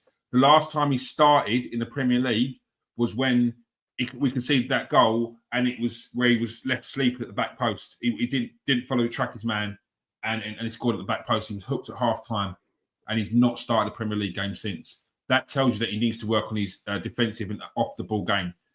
And it's not that he can't do it, because we saw it against Tottenham, and that's the thing that I think Mikel Arteta will see. We've seen you do it. Is that a worry though, Kears, what you said? That's a concern for me. That's a big concern. We all know what happened in the summer with the Tottenham thing, didn't we? We all know what Thomas Frank said about Eze and who's Eze, although it was a little bit of banter and a joke, right? He probably went out there against Tottenham and thought, well, I'm going to show you. And then he decides to play then. Yeah. So you saying that's even doubly concerning for me. It's a worry. It is a worry. What we were saying about Gyökeres is something I do actually see similar happen to Eze, because of, like, you see the difference in performance you saw with Ethan Nwaneri. That's a kid who's hungry. That's a kid who wants his shirt back and feels that what he's seeing now, I should be getting more minutes. And for me, if I'm Eze, I'm looking at him like, ooh, maybe this wasn't the game to not turn it on and get a couple of goals and get a couple of assists and really put it on to show a showpiece. Because when Nwaneri come on and did that, and yeah, I'd be worried. Garth, you're just going to say something? I said to you at the start of the season, I didn't understand why he's signing Eze. He ain't that good. Pure and simple. He has moments. He has moments. Yeah, well, Palace, isn't it? My missus and my father-in-law, big Palace fans, and he has moments. Do you know who he reminds me of? And you probably both scoff at this. He's a slightly better Jesse Lingard. Someone said Emil Smith-Rowe. Say again? Someone said Emil Smith-Rowe, where it was here and there. He'll have moments like Jesse Lingard scored in the FA Cup final. Like, when he has his moment, yeah, he looks fantastic. But overall, I think he's very overhyped. Eberechi Eze. Always have done. I think you both remember me saying at the start, like, I don't get the hype around him. I really don't. I don't understand why Arsenal needed him when you've got Nwaneri there. I didn't get it. I really didn't get it. And it's sort of showing now. I don't think he's of the standard for what you're looking for. I think you're, like we all do with our players, I think you're holding on to those few moments that you've seen what he can do, but he can't do that on a regular basis. That's just his game. And he's another one, 27, 28. I don't think you're going to change that in him. Could be wrong. Maybe he'll find the hunger next season, or towards the end of this, we'll sort of half the season go. Maybe he'll find the hunger. Maybe he'll realise he's got to buck it up and really, like, storm it out. But do you think it is that? Do you think it is the hunger? Do you think it's just a style of play? And, like, what do you think it is? Because you see him more on a regular basis. Yeah, I think it's that. I think it's I don't think it's hunger per se. I think it's the style. I just don't think he suits what he is. He's a very picks up the ball, turns. You know, he was the main man at Arsenal. Palace. He was the main man. Everything went through him. He's another one like Cunha, where it's all right that he makes 2, 3, 4 mistakes a game at Palace because he'll then go and score because he gets every single bit of the football at Palace. He's got people that are runners as well, probably. Yeah, when you're doing it, when you're at Arsenal, fighting on 4 fronts, you just ain't getting it. He's a quality squad player. If he's happy to fight for his place and be a rotation option, that's a great option. Great option. But he was never better than what you had. And I do think a lot of Arsenal, not you boys, I think knew what it's about. A lot of Arsenal fans thought that you were getting an upgrade on what you already had because there is this weird thing against Odegaard in a section of Arsenal fans. I don't know. He's nowhere near. Honestly, do you know the most annoying thing? Odegaard played 4 excellent games. Like we were like, oh my God, this is Odegaard scoring goals as well, getting assists. I love Odegaard. Yeah. Nothing was said.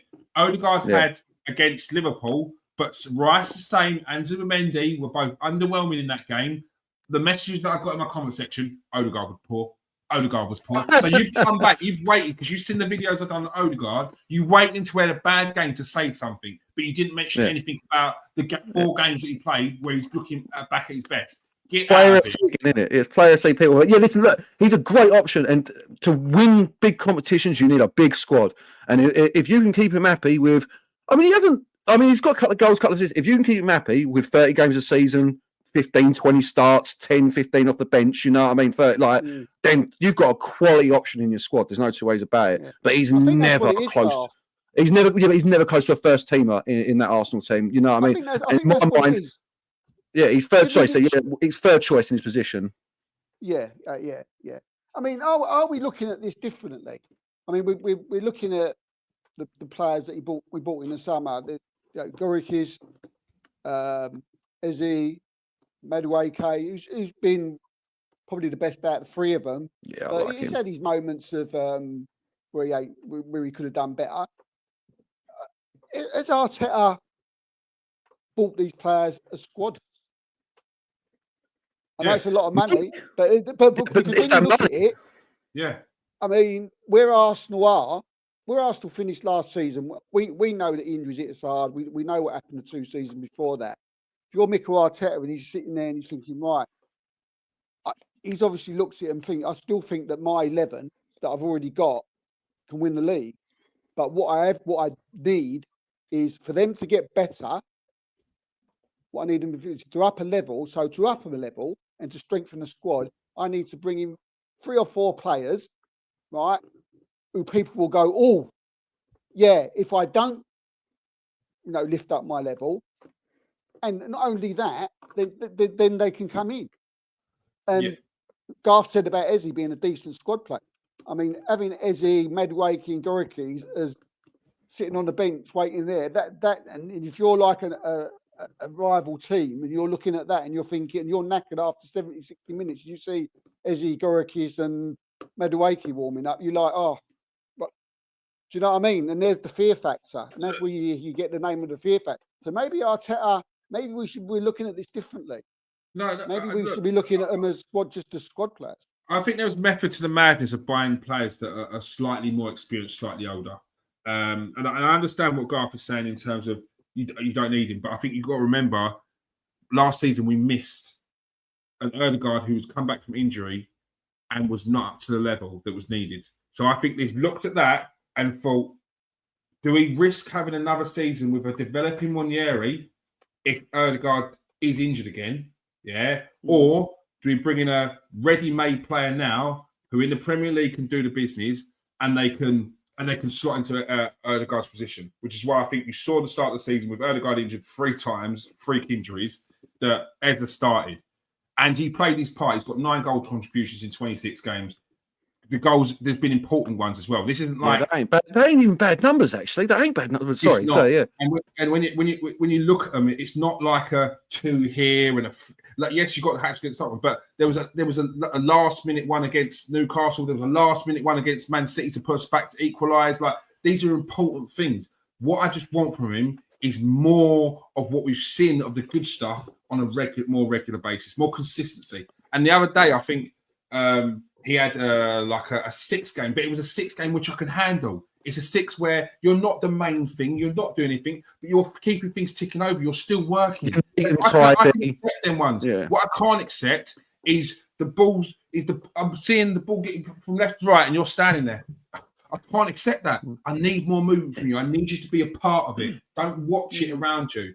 So, and that's So maybe it's just a bit of an overcorrection because like I say it's not bad play. I just don't think like I saw. Like I say, I've seen a lot of Arsenal fans think he should play instead of Odegaard, which is mental. He's a squaddy at Arsenal. Yeah, but that's a dangerous game to play when you're spending that sort of money and those sort of wages on players, because then you can't move them on because of their wages. And like, trust me, as a Man United fan, I've seen this. We've done it for 12 years. You can't move them on, and you lose a lot of money on them.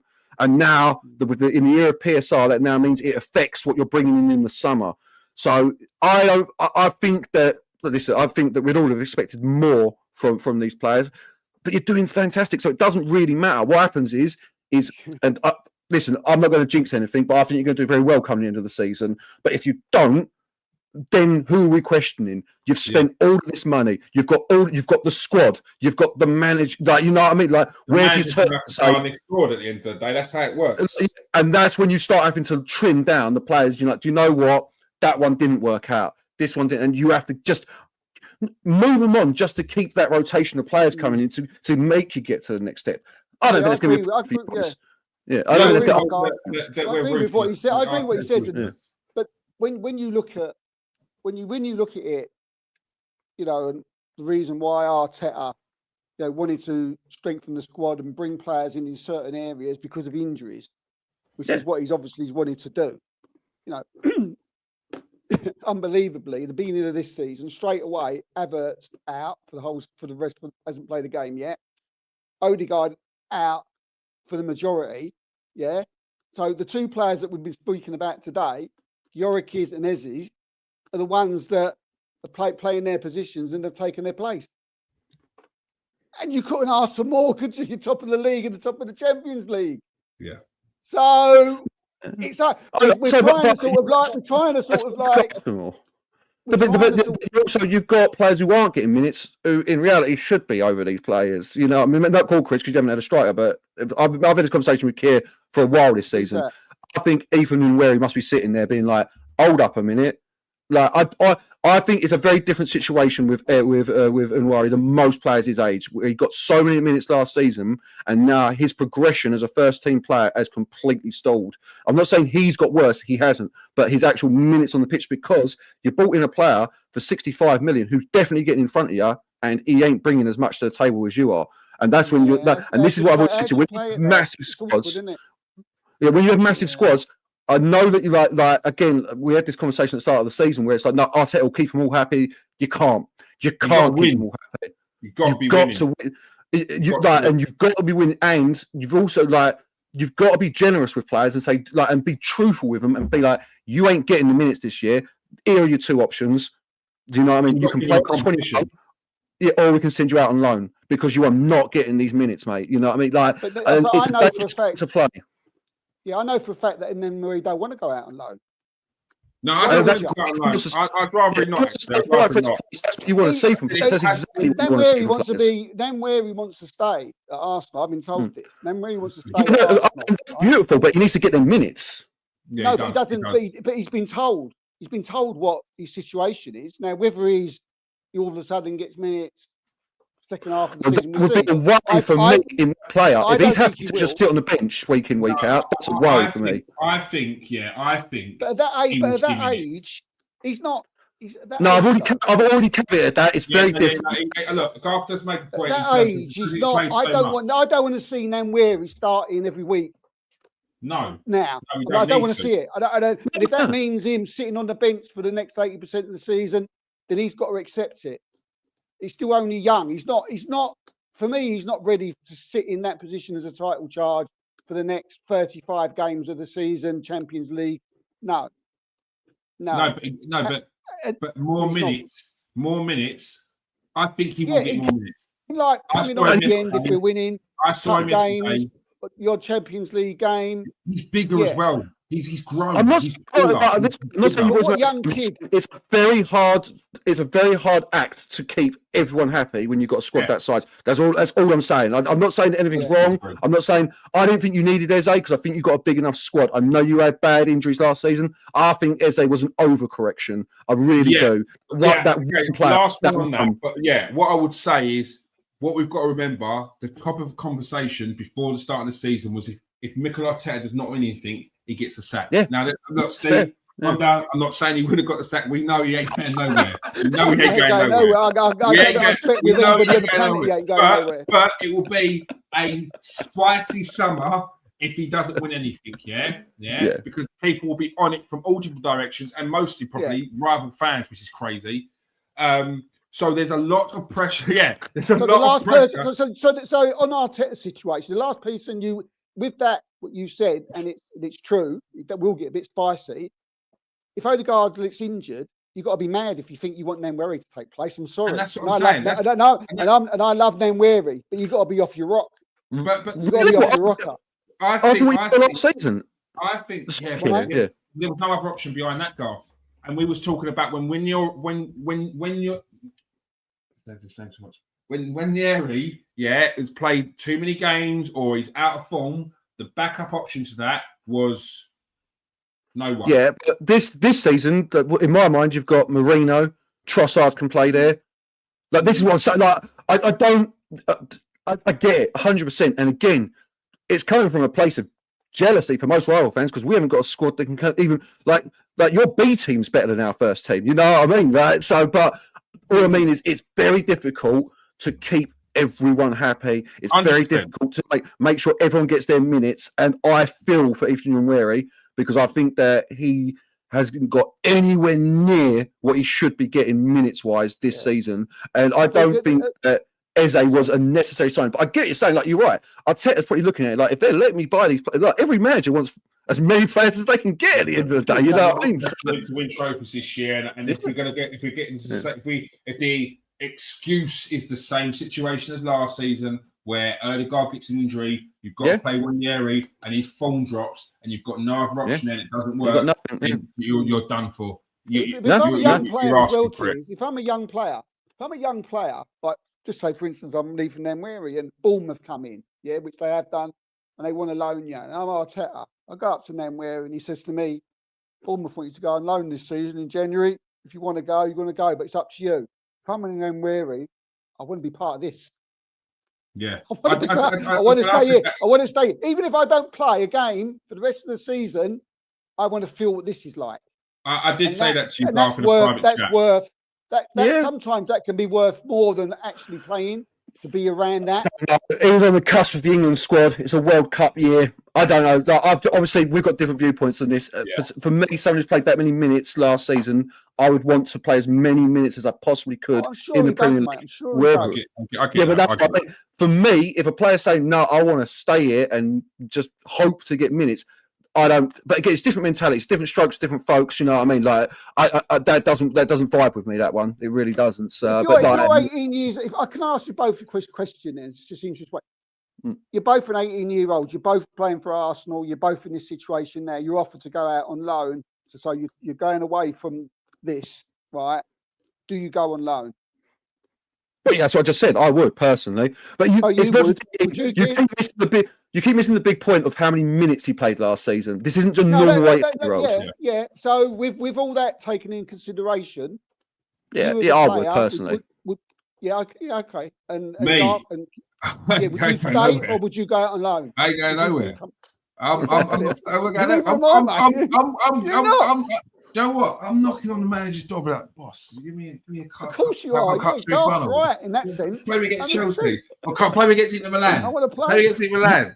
You're that player on champ, not on your door. I'm not the moody one. I'm Joker. I'm Joker in the crew. So you can't hate me. You can't be angry at me. So, but come on, boss. Play again. I'm right.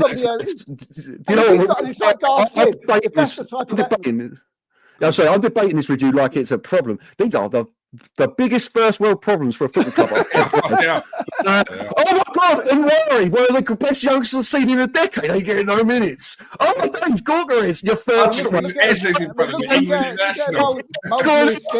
Miles Lewis Skelly is starting to drop off a little bit. We're waiting for next week. This is a long conversation. Miles Lewis Skelly has dropped off because of the people who touch him, and he can't handle it. But that's what them as well. I think we do have a habit in this country, all fans of their clubs, of seeing a youngster and being like, he's the best thing I've seen in 25 years. Too much. Did a video Yeah, today. and then the next season, you're like, do you know what? He does have some flaws, actually. Like, Yeah, it's funny enough. it's almost like he's 18. Yeah, it's almost like he's 18. Quite Exactly. like, so, yeah. Exactly. But And I yeah, think listen, that's you what we've seen boys should be flying high. We Yeah. saw it. We saw it of Saliba as well, where they learn their trade. They're starting to learn. They get comfortable. They try different things. If things don't work, and then we see mistakes happen. It's just part of the. I mean, you said like where Ranieri knocks on the Arteta's door and he's going, "Oh, come on, mate! You know, give me a game." I wouldn't be surprised if that's the type of atmosphere at Arsenal at the moment, because it does. You do get that feel that it's a family, and they all get on, and everybody's sort of like working for each other. You do get that. You've seen the training. You see the way they. Yeah, I see the speak. train. I was privileged to train the Anyway, of Saka and Arteta's moving him about, just moving him about. And I remember Listen, Kente does the same thing as well. He's very If they were hands-on. technical One area, goes like, this is why he's him.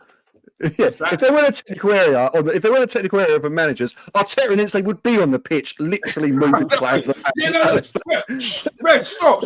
What, Saka? Why did you do this? Come on. But next time, wait. but Next time Garth's you move right. here. So we're talking about like the few nothing, negative things nothing about problems, Arsenal, but like issues. You know what I mean?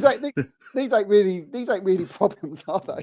Let's support Man United for a week. You'll see some issues. You'll see some problems. Don't worry, we've been there. I don't need to go through that. This is why I've got the crow's feet. This is why I'm aging. You know what I mean? I took my acting years from early 30s to know you're acting your age now. So I think they'll get their minutes. I think they'll all get their minutes. I do. For me personally, I think. You look at someone like Saliba, who went out on loan, come back, is a better player for it. I just think, for just in that case and where it may, I'd take the loan. But I get it, because you could end the season. I mean, you're still in all four, aren't you? Yeah. So I mean, I get where you both are coming from in that one. You know, I'm saying again, I ain't going to jinx nothing for you boys. I ain't that sort of dude. So, but yeah, I can see where you're coming from. He'll get his start against Wigan anyway, won't he? And he'll play against I need to get them up. But before we're going to skip on the Chelsea stuff. Steve, we'll move straight on to the transfers because we've done like a nearly hour and a half show already. Steve, give us the latest transfer news going on at the moment for all the clubs worldwide. What have you got for us? Starting with A, Beckett and Stanley. So with the second division Brazilian league. Arianas going out on loan to Atkinson Stanley. 1 million loan fee for the rest of the season. No, look, I mean, I said to you before, you know, right at the beginning of the show, that it is a slow burn at the moment. There's not a lot going on. I mean, the biggest bit of news probably in the last few hours is that Tottenham has signed Conor Gallagher from Atletico Madrid. They've hijacked Aston Villa. I wasn't even watching. How much? I knew 40 million euro. Oh, it's Bolt as well. Oh, he's got. He ain't happy. 40 million. Oh, and you bought Ugarte. Euro, mate. Euro as well. Euro. Yeah. That's what I said. It's 30 something mil for Conor Gallagher. I would have took him in a heartbeat. Yeah.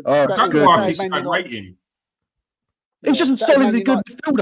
He's a solid good. And do you know what? And Steve, you'll probably laugh and say, "Listen, he probably ain't better than Scott McTominay." And I didn't want Scott McTominay at Man United, but that was then. This is now. We're 18 months down the line. You know, Scott McTominay. Yeah, you know what you're saying, Steve. He's all right, you know. 1 in 10. Scored 1 in 10. I still want Scott McTominay back. I wouldn't, but they're similar players. They're similar players. That's a great sign for Spurs, lads. That's a great sign for Spurs. Purely simple. Yeah. 32 Why do you minutes. want to go Spurs? Is the first thing I thought. Why the hell would you want to go Spurs? I think from what I read, Conor Gallagher, he weren't happy. Weirdly, he wasn't happy in Madrid, and he was desperate to come back to England. Apparently. So but he could have gone West Ham. West Ham had agreed a deal with Atletico Madrid. It was all like agreed with. It was all. But that's Championship football next year, mate. Like he's playing in the Championship next year. West Ham's team is awful. Yeah, I would. Yeah, Spurs or West Ham. Listen, I think Spurs are a joke, but West Ham are a joke I at the would not be moment. going. So. I would not be going to West Ham. No No, way. it's They've got. well away from them. I'd say Tottenham have got a bang average squad. West Ham's is way below average, and they deserve everything they get. Sorry about that. Yeah. But the West Ham, way, Second David. people listening. I checked out the other day. Oh, of course, I forgot your family, Steve. Sorry. The season after, they won the Conference League. He finished 8th. He finished 8th with West Ham, and they wanted him gone. But they weren't playing the West Ham way here. They weren't playing the West Ham way, mate. Absolute jokers. Absolute great, jokers. Absolutely fantastic signing for Spurs. I mean, for me, like he isn't a player that turns your season around, but he's a player that comes in and stabilises. That's what I wanted at Man United. It stabilises your club. You know what you're getting from him. He ain't dinking balls from 60 yards over the back line. He ain't scoring screamers from 40, but good solid passer, good solid tackler, all round solid centre midfielder. So yeah, fair play to him. Fuming. So that's probably the biggest one. Obviously, a bit of news about Alonso. We spoke about that earlier, and Carrick. Luis Paqueta, West Ham. He's leaving. He's going to join Jorginho at Flamingo. Yeah, Luis Paqueta was linked to Man City a season ago. Yeah, now he's at he's doing personal terms with Flamenco. So he returned to Brazil. Not fully done yet, but he was blatantly spot fixing, weren't he? I don't know if you looked into that one, but it's so blatant what he was doing. It was incredible. And even after he got back from his ban, West Ham fans put something up the other day. Were like, "Hold on a minute, is he still doing it? Like, why has he got a card here for no reason?" Like, so that's he got back to Brazil. You know what I mean? And also, we've talked a lot about Arsenal tonight, but Arsenal, as you probably saw a couple of days ago, I mean, I've looked into it a little bit since. Serious interest from Arsenal from Mark Guy. David Ornstein broke the news a couple of days ago. I've been trying to find out a few things since then. And from what I heard, this is something that possibly could even happen in January. Well, I presume it would happen in January, wouldn't it? You know what I mean? If he was getting silly move for Gay, if you ask me, great move for Arsenal. Great move for Arsenal, but it's silly from. Look, Man City need him, Chelsea need him, and I see those two clubs that you'd likely to go to.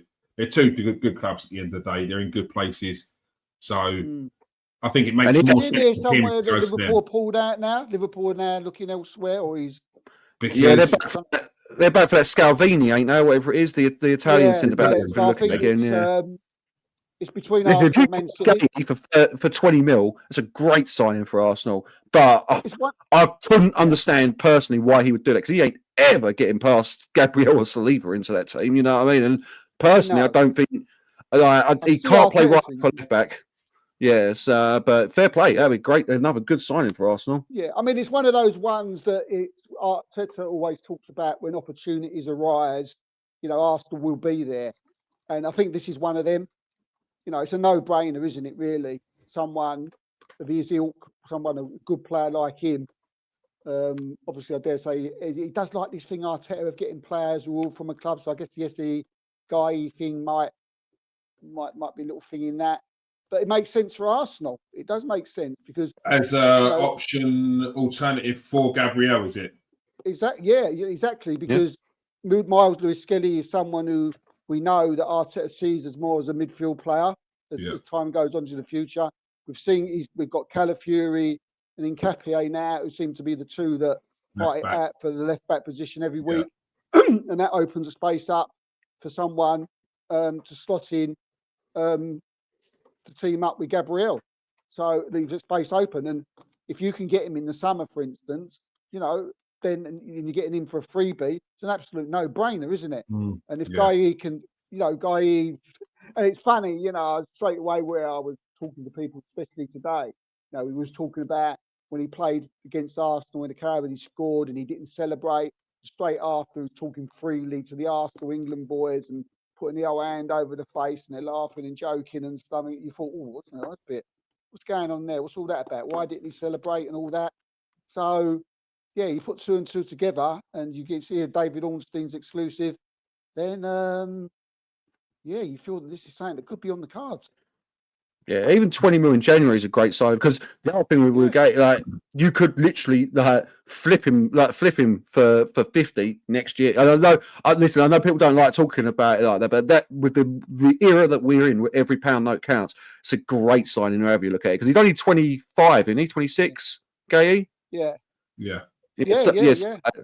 So you've got a full 6 years of him being worth money as well. So yeah, I mean, I can't see the only thing I can see is why Gay would want to go and be second fiddle when he could go anywhere else at the moment and be a first team player. I know Arsenal are ripping up, but yeah, but again, that just shows how far you've come from 5 years ago. And on that note, in a circular fashion, Man United fans, take notes.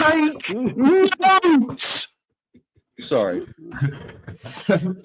He ain't won nothing, Arteta, yet. He's won nothing Not yet. Mertesacker leads his post as head of development at Arsenal after 8 years in charge, which has seen some excellent talent come through, the likes of Ethan Wanieri, Marcel Skelly, Max Dowman, Florent Balogun. The list goes on. Aiden Heaven. Marnie Salmon, who's just made his debut, the youngest player to play in the Champions League last week, and played his debut, played in the FA Cup the other day.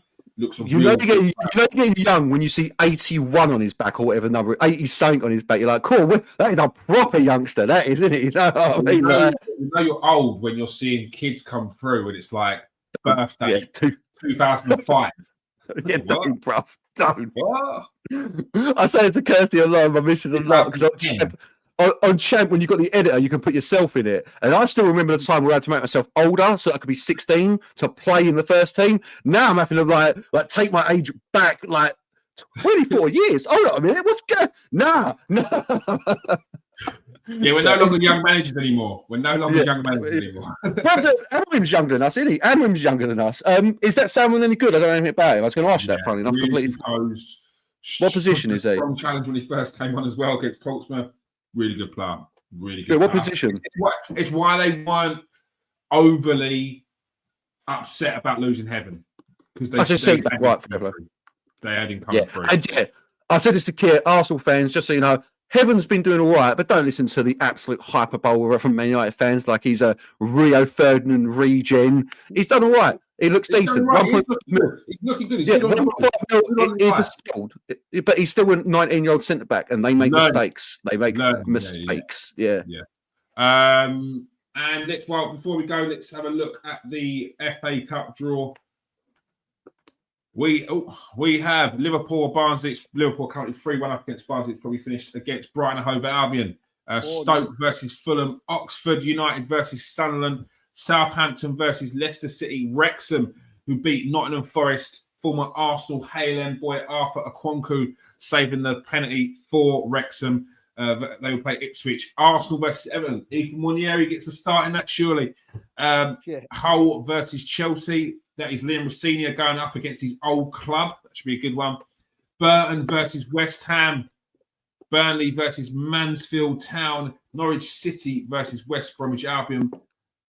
Port Vale versus Bristol City. Grimsby Town take on Wolverhampton Wanderers. The Grimsby Town who knocked out Manchester United of the Carabao Cup.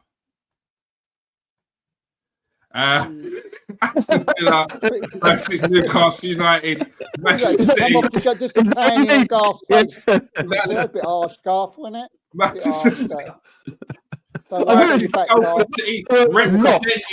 Representing Manchester. That would be a good one. Manchester City versus Salford City, taking Manchester United's spot. Yeah, Salford need to beat Swindon then, because that'll be a great game for Salford City. That will be. Yeah, fair play. That will be. And do you know what? It'd be packed at Man City as well. Absolutely packed. Macclesfield take on Brentford. Hopefully we see another giant killing. And Birmingham City take on Leeds. That should be a good one as well. Where do you see the upset, Steve?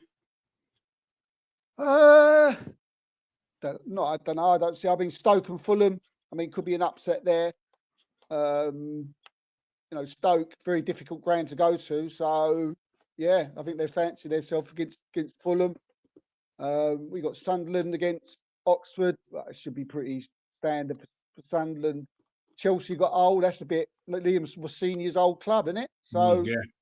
that's a bit of a coincidence there. The way West Ham are playing. That's the one I've got, Steve. Yeah, that's the one I've got. I've got Hull versus Chelsea as the possible, but Burton West Ham, that's the one to look out for the upset. Yeah. The way West Yeah. Ham are playing at the moment. I So, agree. I think this and year- just so Man United fans don't feel left out, it's Man United versus Burnley in the Women's FA Cup on the 18th of January. So make sure you tune into that, people. Good You know team, what I mean? Burnley, Good mate. team. Good Make sure team. you tune Good in. team, Burnley. Yeah. Yeah. All right. That is all The we have. big one's the Aston Villa Newcastle one, isn't it? That's the one for the telly, isn't it? To sit back on. Good. Yeah. Yeah, do you know what? There's not that many like marquee games for once, is there? Or, Nah, like, there's not, that is there? big FA Cup game there. Like there's the little teams versus the big teams. But there's not the Villa Newcastle. You're right. That's the one, isn't it? That is the one. Liverpool. Look, Brighton could Brentford just- are a Brighton could Premier turn League Liverpool- team, but Brighton it's and Liverpool. away at Macclesfield Town. I don't think they want to do that one, but Nah, yeah, I think if Salford can get past Swindon, I think that'd be nice to get that on TV. The yeah. Man City versus Salford City. We really, I can't. I don't like it when the big teams absolutely wipe the floor of a little team. No, but you've got to I remember don't get enjoyment out the of that. big teams, the little teams going to the big teams, or the big teams going to the little teams. It secures their future for a good few years. Oh yeah, definitely in that. They get to sense, invest yeah. in players. They've not got to worry about their club going under. People not Yeah, paying stuff. Oh, yeah. If Salford would make more money going to the Etihad because of how big the stadium is, and they'll get the percentage of that gate. So yeah, and it's class of 92 in it, Salford City. So I know they're smashing out last year, Steve. I know what you're saying, but obviously Man City beat Exeter 10-1. Oof. Yeah. Oof. But I'm sure Exeter would have taken that 10-1 beating for the 4.5 mil they've just made off that game. You know what I mean? Keeps them afloat for a couple of years. And off the FA Cup, so maybe not the goal. Maybe not the goalkeeper. Maybe he's probably. He certainly didn't get a bonus that week. That much is for sure. You know what I mean? There's no bonus in his What he needs after that. All right. Liverpool and Brighton could be. Brighton could turn Liverpool over. I mean, this Liverpool team is quite exposed this season. Anyone that plays in the low block, as Arnie Slot, they smashed up Barnsley, didn't they? 4-1 in the end. Yeah. Yeah. I don't think even Barnsley could have enough of a low block to stop Liverpool. You're not that guy. You're not that guy. Once you get the feeling, once this round's over with, again, it looks like most of the teams are going to be left to the big boys, doesn't it? Yeah. It's not going to be a smaller club in that final, I don't think, this year. I think we're going to see. Yeah, so, someone put down earlier on that it was who do you think is going to win the FA Cup? I know who's going to win it. I've got a strange feeling it's going to be an Arsenal Man City final. I'm going to put. I'm going to put a pound note on that tonight. I'm going to put a pound note on that. I don't know who's going to win it, but I've got a strange feeling if you two don't get drawn against each other before then, like I just don't see anyone else strong enough to get like maybe a lucky Liverpool team get. It's one of them. It's one of them. Who's got the strongest team? Who's got the strongest squad? Who can put out the strongest squad? Yeah. And if you look at Arsenal's team against Portsmouth, that's still a solid starting lineup against the bottom of the league. Yeah, wasn't it? A very, very strong team. All right, that is all we have time for. Thank you for joining us tonight, Garth. Pleasure as always. Nice therapy session for me. So thank you. Thank you for listening. You know, that's all I need sometimes. I need people to listen. You know what I mean? Like, we listen and we don't judge. You know what I mean? That's what I like to see from you boys. It's very kind of you. Thank you very much. Yeah, we all know that doesn't... That never went down. You know, so that trend stopped because people come out with some gnarly shit. We've been there, mate. We've been there. We've been down in the dumps. We've been in the doldrums. You know, we know what it's like. It's not good. Funny. Right. No. Man United have already got fans fighting each other. Do you know what I mean? So you're nearly over the worst bit. Thank you for joining us tonight, Steve. Yeah, cheers, mate. Good. Enjoyed it. Thank you. Make sure you go and follow Steve on Twitter. Make sure you go and join Steve on Twitter, where you can get the latest transfer news on there as well. If you are on TikTok, make sure you go and follow the Transfer Exchange Show and Kieran AFC, the latest on all football and Arsenal, of course. And yeah, I mean, If you like seeing Muppets get called out as well, definitely follow Kieran AFC. yeah, I got because called out the other day, didn't I? You see that one? I mean, you call him Oh, Muppets. mate. It's a joy. Liverpool It's a fan. joy See to that, I see watch. that. They ain't Yeah. ready. They ain't ready for it. Like He it might thought seem nice. It might seem nicey here, but trust me, like you want some verbal evisceration. The man's Honestly, there for I it. don't So. think people understand. This brain is just constantly ticking over. I'm an overthinker, so when I do a video, I get every single angle of attack covered.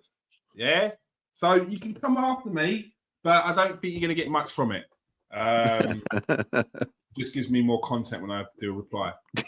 Yeah, I do appreciate that. Yeah, go and follow both of them. So actually, go and follow both of them. I'm Yeah. saying you can't do it. Yeah, it's free. All right, we come here every week, every Monday, 8 o'clock. Press that subscribe button, press that like, press that retweet, and press that share button. All right, that's all we ask for. It's all free. All right. Thank you for joining us, people. Peace out. Stay safe. This every time now, and wash your hands.